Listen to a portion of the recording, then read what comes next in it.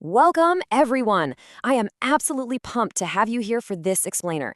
Today, we're going to pull back the curtain on something you carry around with you literally every single second of the day, yet you probably rarely even think about it. We are talking about the hidden operating system of the human mind. Just like your smartphone or your laptop runs on software that's quietly working in the background, your brain has these hidden patterns, like secret codes, honestly, that dictate how you act, how you feel, and how you interact with the world, all completely beneath the surface of your awareness. It's totally fascinating stuff, and by the end of our time together, you're going to see yourself and pretty much everyone around you in a completely different light. So I want you to answer this question honestly in your head right now. Do you make logical decisions? Think about it. When you're choosing what to buy, who to date, what career path to take, or even just what to grab for lunch, do you sit down, weigh all the pros and cons, calculate the absolute best outcome, and then execute it perfectly? Most of us would proudly say, well, yeah, absolutely, I'm a totally rational person. But what if I told you that's largely just a massive trick your mind is playing on you? You see, there is this huge, glaring gap between the illusion of how our mind works and the actual reality. The illusion is that we're these strictly rational beings, right? Just navigating the world using pure, cold intellect. But the reality? The reality is that human psychology runs on a deeply hidden operating system that's built on primal emotions, deep-seated fears, and social instincts. And the crazy part is, most people go their entire lives without ever realizing that this secret system is the one actually steering the ship. So today, we're going to completely break down those secrets. All right, section 1, emotion runs the show, the speed of feelings. Let's get right into it. We really love to think we operate on pure calculated logic, but in real-time processing, something completely different is actually happening. Emotion hits first, and justification comes later. The emotional system in the human brain is ancient, and it reacts far, far faster than your rational, thinking brain could ever hope to. Because of this massive speed difference, our feelings essentially cross the finish line first. They make the decision for us in a split second, and then our slower, logical brain basically scrambles to catch up and invents a perfectly rational-sounding excuse for why we just did what we did. Okay, let's dive into this with a highly relatable example. You walk into a store and buy a wildly expensive, top-of-the-line smartphone. Why did you really buy it? Well, deep down, you bought it because holding it makes you feel successful. It feels incredibly premium in your hand, right? That was the emotional brain deciding instantly. But you can't exactly go around telling people you just dropped all that cash for a feeling, can you? Enter the excuse. You show it off to your friends and confidently say, oh man, the camera is just incredible. You're using the specs and the logic to justify what was an entirely emotional purchase. And honestly, we do this all the time. Now, this dominance of emotion doesn't just dictate what we buy, it completely dictates our memories and our relationships too. And this brings us to emotional memory. Exact words fade incredibly fast, but feelings stick around forever. People are rarely going to remember the specific paragraphs of text you spoke to them, but they will absolutely never forget how those words made their nervous system react. Think about the extreme power of emotional memory in the real world. Just one quick, rude sentence can absolutely destroy an entire relationship. Why does that happen? Because the negative emotion attached to that specific moment burns itself into the memory so much stronger than any logical apology ever could later on. Conversely, excellent customer service creates fiercely loyal customers.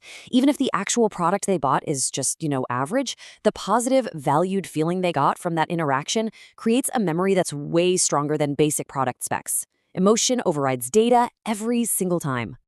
Moving right along to section 2, wired to fear loss, the pain of letting go.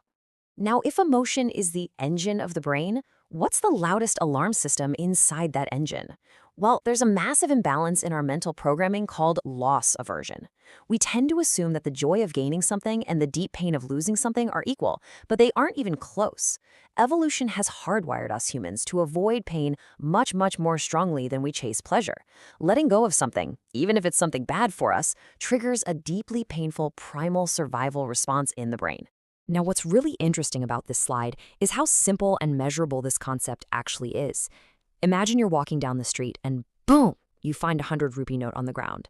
You get a nice little spike of joy, right? It feels pretty good. But if you reach into your pocket later and realize you've lost a 100 rupee note, the frustration, the sheer annoyance, and the mental pain you feel is significantly more intense than the joy of finding it. The amount of money is exactly the same, but the psychological weight of the loss is just infinitely heavier. And guess what? Marketers completely know this hidden operating system exists. This is exactly why those limited stock or only 2 items left sales work so incredibly well. When we see those words flashing on a screen, we aren't just thinking about the joy of owning the item anymore. Our brain instantly panics about the pain of missing out. That fear of losing the opportunity totally overrides our rational budget, and boom, we end up panic buying. This fear of loss is actually a symptom of an even deeper phobia our brains have: the hatred of uncertainty. You see, the human brain is essentially just a giant prediction machine. It constantly wants to know what happens next so it can keep you safe. And because of this, it absolutely hates the unknown. In fact, uncertainty creates so much stress that the brain will often prefer a guaranteed bad outcome over an unknown possibility. Crazy, right? And this brilliantly illustrates exactly why we act in ways that seem totally irrational from the outside. This hatred of uncertainty is exactly why people will stay in terrible, toxic relationships or soul-crushing jobs. The bad situation is painful, sure, but it's a known pain. Leaving means entering the unknown, and the brain fears that way more. It's also why you overthink yourself into a complete spiral when someone doesn't text you back immediately, or why waiting for test results is often more agonizing than actually getting a bad result. It is the uncertainty that destroys us. All right, section 3, social mirages and ego, blind spots in human interaction. Let's look at how we deal with others. So, how does this hidden operating system affect how we interact with other people? Well, here is a really hard truth about human interaction. In a perfectly logical world, pure confidence, like actually knowing more, having the facts, being the true expert, would always win. Always. But instead, mere confidence, simply sounding certain about what you're saying, often takes the prize. Because our brains crave certainty and are constantly scanning for emotional cues, people will routinely trust someone who sounds highly confident over someone who actually knows more but sounds even slightly hesitant. We just have this fundamental misunderstanding of what actually persuades people. You might think that in a job interview, a sales pitch, or a big presentation, your exact words and your pure, raw competence are what matter most. But what actually matters? Delivery, body language, tone, confidence. People are deeply, deeply influenced by the emotional certainty you project, far more than the actual raw data you present. Now, because we're such social creatures, our ego plays another massive trick on us. Psychologists call it the spotlight effect. Be honest with me for a second. How often do you walk into a room, maybe spill a tiny bit of coffee on your shirt, or say something just slightly awkward, and immediately assume every single person around you noticed and is secretly judging you? We all do it. We walk around feeling like there is a giant bright spotlight shining directly on us at all times. But here is the absolute craziest part of social psychology. The illusion is that everyone is judging you, but the liberating reality? Everyone is completely busy thinking about themselves. They have their own hidden operating systems running, filled with their own fears, their own big egos, and their own spotlight effects.